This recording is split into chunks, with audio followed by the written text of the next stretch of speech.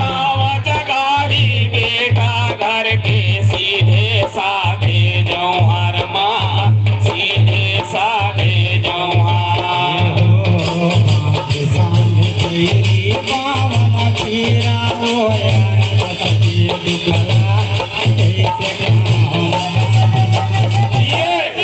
बोल दुर्गा मैया की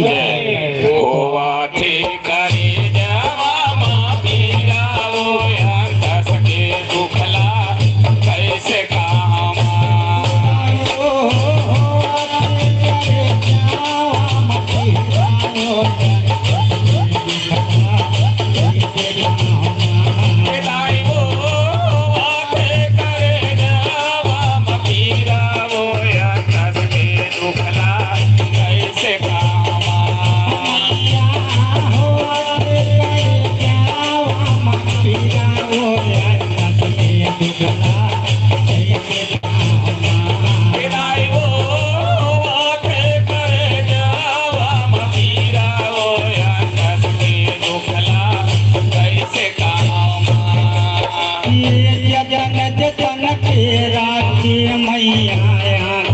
पुतरी बरोबर माँ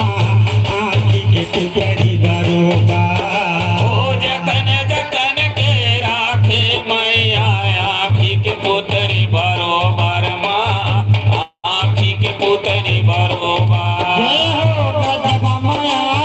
ममता पुरैया पारे माया बड़ सुघर माँ पाटे माया बड़ सुघर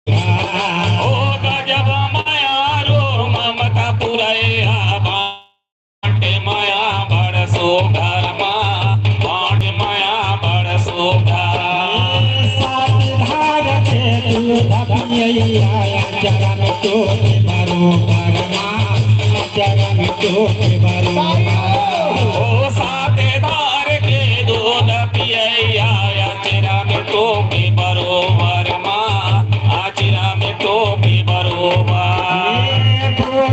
बतरस भगा सिखैया मारे पितला जौहर माँ मारे पितला जौहर मारे पीतला जौहर माँ मारे पीतला जौहर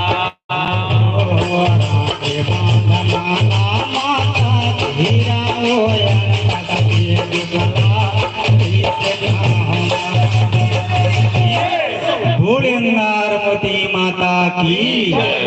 होवा थे करे जवा माँ पीरा वो